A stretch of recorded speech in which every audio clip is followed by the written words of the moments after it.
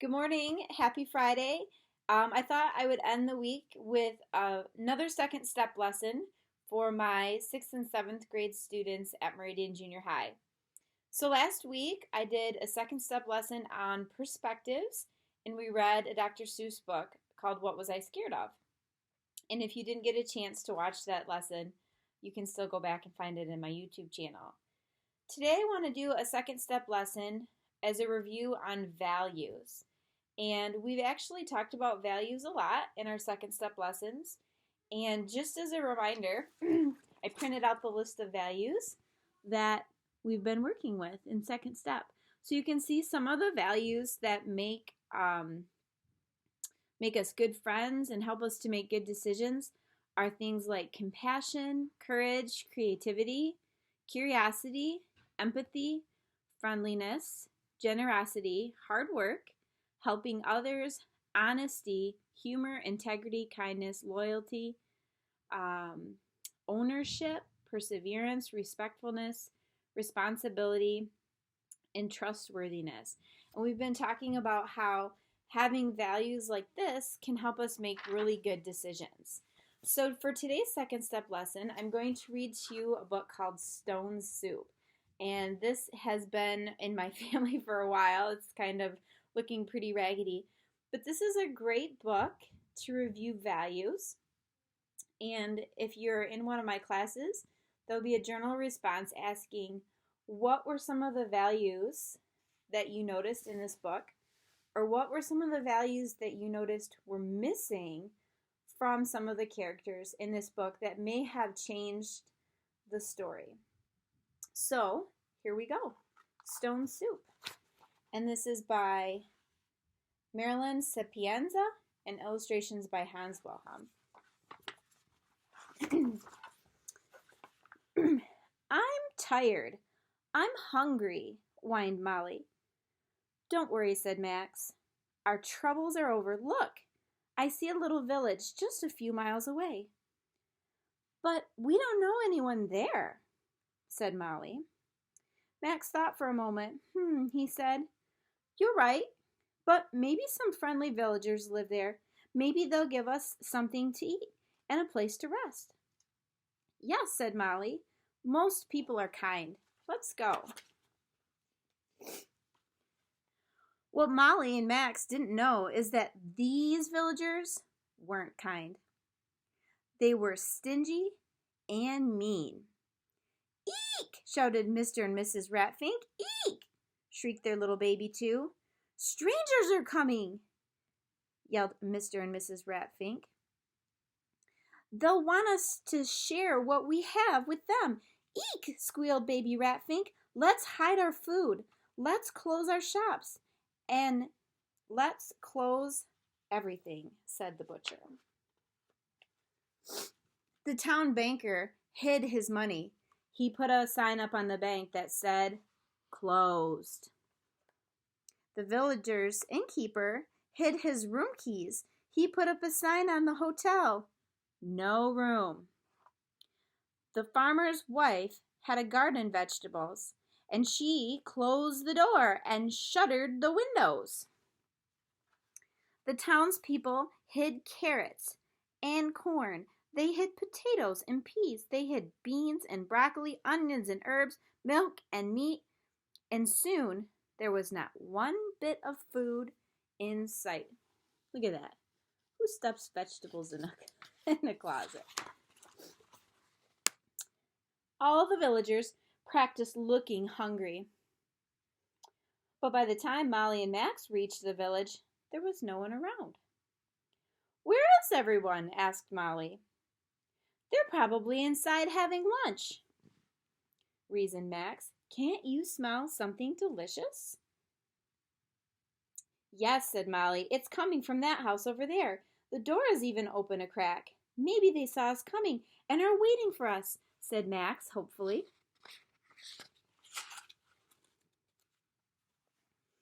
But when Molly and Max got to the door, it slammed shut. Go away, shouted a voice from behind the door. Molly and Max walked up to a man who was crossing the street. Excuse me, sir, said Molly. Could you please help us? We've been traveling a long time. We could use a hot meal and a place to sleep." "Forget it," said the man in a gruff voice. Molly and Max knocked on every door. They stopped everyone who passed by, but the answer was always the same. "No food, no room, go away." "What are we going to do?" asked Molly. "No one here can help us."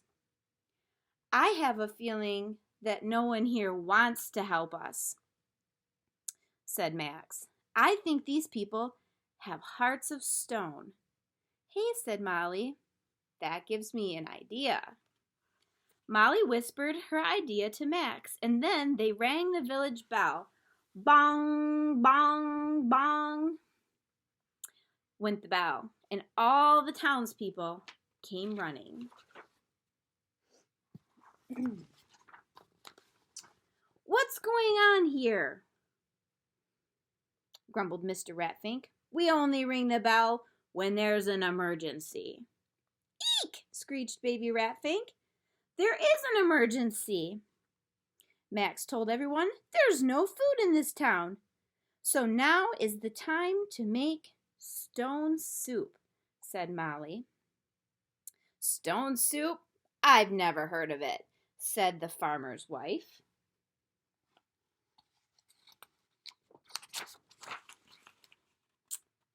"Of course you haven't heard of it," said Molly.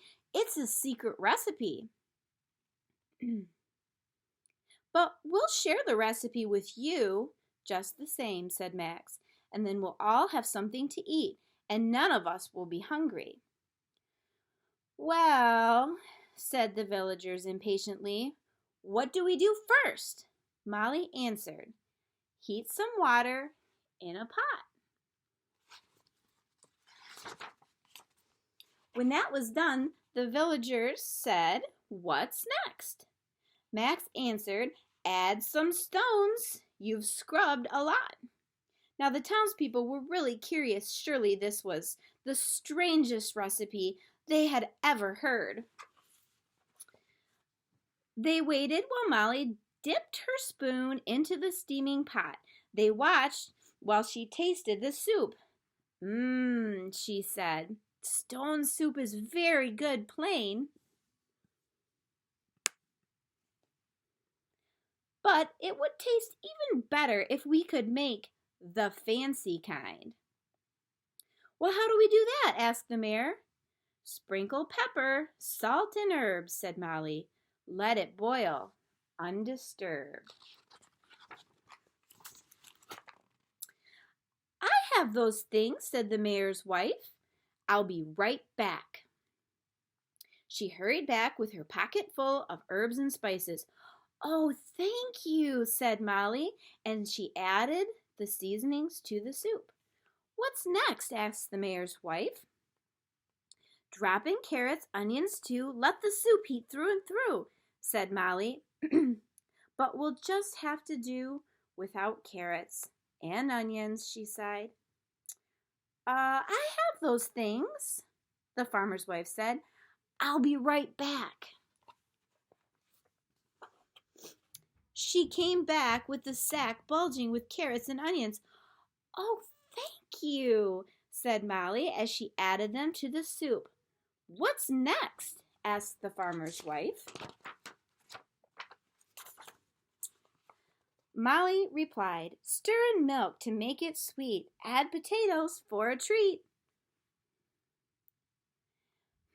With milk and potatoes, it would be so much better. "I have milk," shouted the butcher's wife, "and the banker's wife has potatoes. We'll be right back." The butcher's wife returned with 2 buckets brimming with milk.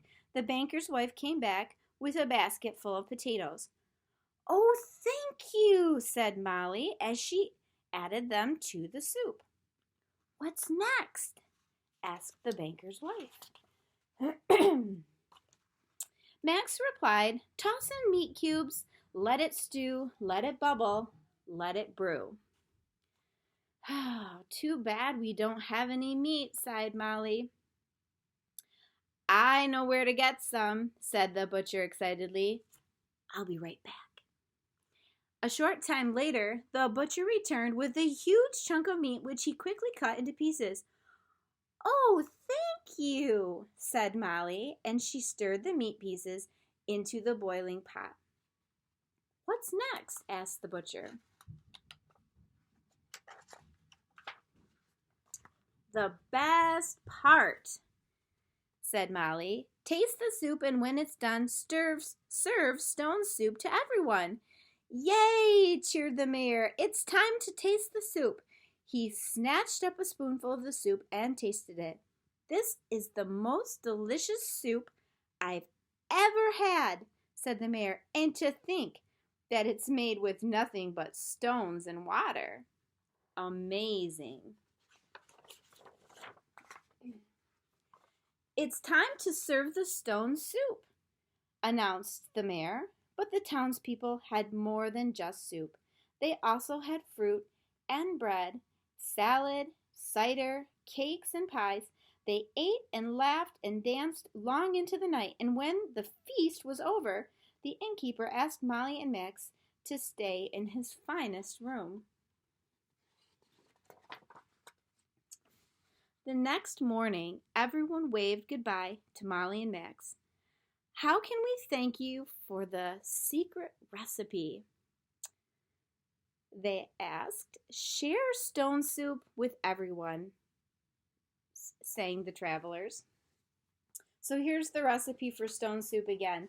If you read it all together, it says, heat some water in a pot, add some stones you've scrubbed a lot, sprinkle pepper, salt, and herbs, let it boil undisturbed, drop in carrots, onions too, let the soup heat through and through, stir in milk to make it sweet, add potatoes for a treat, toss in meat cubes, let it stew, let it bubble, let it brew. Taste the soup, and when it's done, share stone soup with everyone.